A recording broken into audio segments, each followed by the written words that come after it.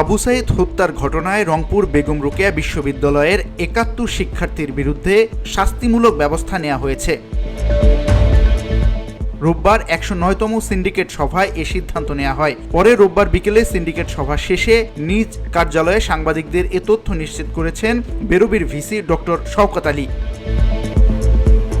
VC doctor Shawkat Ali বলেন, আবু সাইদ হত্যার ঘটনায় জড়িত বেরোবির ৩৩ শিক্ষার্থীকে ২ ও ২৩ শিক্ষার্থীকে ১ সেমিস্টার করে বহিষ্কার সহ ১৫ শিক্ষার্থীর বিরুদ্ধে আইনগত ব্যবস্থা নেওয়ার সিদ্ধান্ত নিয়েছে সিন্ডিকেট। এছাড়া ছাত্র সংসদ নির্বাচন না হওয়া পর্যন্ত বিশ্ববিদ্যালয়ে অন্য কোনো নির্বাচন হবে না বলেও সিদ্ধান্ত হয়েছে ১০৯তম সিন্ডিকেট সভায়। অবিলম্বে ছাত্র সংসদ নির্বাচনের রোডম্যাপ ঘোষণা করার কথাও জানান তিনি। ভিসি বলেন, আবু সাইদ হত্যাকাণ্ডের সঙ্গে জড়িত থাকার অভিযোগে ৭১ শিক্ষার্থীর বিরুদ্ধে শাস্তিমূলক বিভিন্ন ব্যবস্থা গ্রহণ করা হয়েছে। একই সঙ্গে ২ শিক্ষক, ৪ কর্মকর্তা ও ৩ কর্মচারীর বিরুদ্ধে ইতোমধ্যে আইনগত ব্যবস্থা নেওয়া হয়েছে।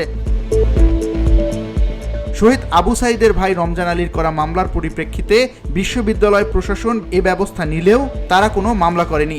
শিক্ষার্থীদের ৩ দফা দাবি সম্পর্কে সিন্ডিকেট সভায় আলোচনা হয়েছে উল্লেখ করে ভিসি ডক্টর শওকত আলী বলেন, অবিলম্বে ওই ৭১ শিক্ষার্থীর তালিকা প্রকাশ করা হবে এবং ক্যাম্পাসে লেজুর ভিত্তিক রাজনীতি বন্ধে শিক্ষার্থীদের দাবি অনুযায়ী ব্যবস্থা গ্রহণেরও সিদ্ধান্ত নেওয়া হয়েছে।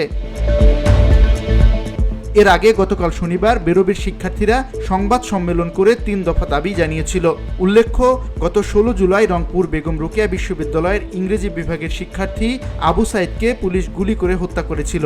সে সময় বিশ্ববিদ্যালয় ছাত্রলীগের বেশ কিছু নেতাকর্মী আবু সাইদ সহ বৈষম্য বিরোধী ছাত্র আন্দোলনে অংশগ্রহণকারীর উপর সশস্ত্র হামলা চালায়।